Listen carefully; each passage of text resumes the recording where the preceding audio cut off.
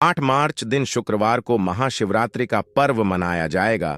इस दिन शिवालयों में सुबह से ही शिव भक्तों की भारी भीड़ देखने को मिलती है। महाशिवरात्रि पर शिव भक्त भोलेनाथ को प्रसन्न करने के लिए अलग अलग तरीके से पूजा अर्चना करते हैं। शास्त्रों में भगवान शिव की पूजा सबसे सरल बताई गई है। उनको मात्र 1 लोटा जल अर्पित करने से ही प्रसन्न किया जा सकता है, इसलिए भक्त उनको भोलेनाथ कहते हैं। शिव पुराण में भगवान शिव की पूजा में कुछ ऐसी चीजें के बारे में बताया गया है जिनको अर्पित करना वर्जित है, अन्यथा जितनी जल्दी भगवान शिव प्रसन्न होते हैं उतनी जल्दी वे क्रोधित भी हो जाते हैं। आइए जानते हैं शिवलिंग पर ऐसी कौन सी चीजें हैं जिनको अर्पित करना अशुभ बताया गया है। नंबर 1, तुलसी बेहद पवित्र मानी जाती है और सभी शुभ कार्यों में तुलसी का प्रयोग किया जाता है, लेकिन भगवान शिव की पूजा में तुलसी का प्रयोग वर्जित बताया गया है।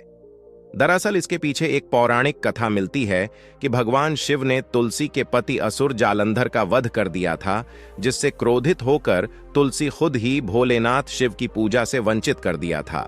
इसलिए भगवान शिव की पूजा में तुलसी दल का प्रयोग नहीं किया जाता। नंबर 2, भगवान शिव का शंख से जलाभिषेक नहीं करना चाहिए।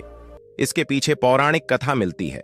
कथा के अनुसार शंखचूड़ नामक असुर से सभी देवी देवता परेशान थे। तब भगवान शिव ने त्रिशूल से शंखचूड़ असुर का वध कर दिया था, जिससे उसका शरीर भस्म हो गया और उसी भस्म से शंख की उत्पत्ति हुई थी। भगवान शिव ने शंखचूड़ का वध किया था, इसलिए शिव पूजन में शंख का प्रयोग नहीं किया जाता। नंबर 3, कई ऐसे धार्मिक कार्य होते हैं जिनमें हल्दी का प्रयोग किया जाता है, लेकिन भगवान शिव की पूजा में हल्दी का प्रयोग वर्जित बताया गया है। शास्त्रों में बताया गया है कि हल्दी का संबंध स्त्रियों से है और शिवलिंग को पुरुष तत्व माना गया है।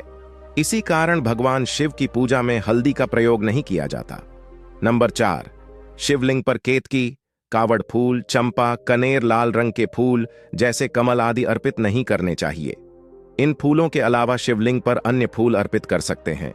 शिवलिंग पर बेलपत्र, भांग, धतूरा आदि चीजें अर्पित करने से पूजा का पूरा फल मिलता है, लेकिन इन फूलों का प्रयोग करने से भगवान शिव क्रोधित हो जाते हैं।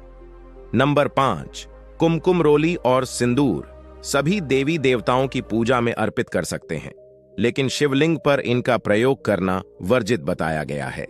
आप शिवलिंग चंदन या भस्म का प्रयोग कर सकते हैं, लेकिन स्त्री तत्व होने की वजह से आप शिवलिंग पर हल्दी अर्पित नहीं कर सकते।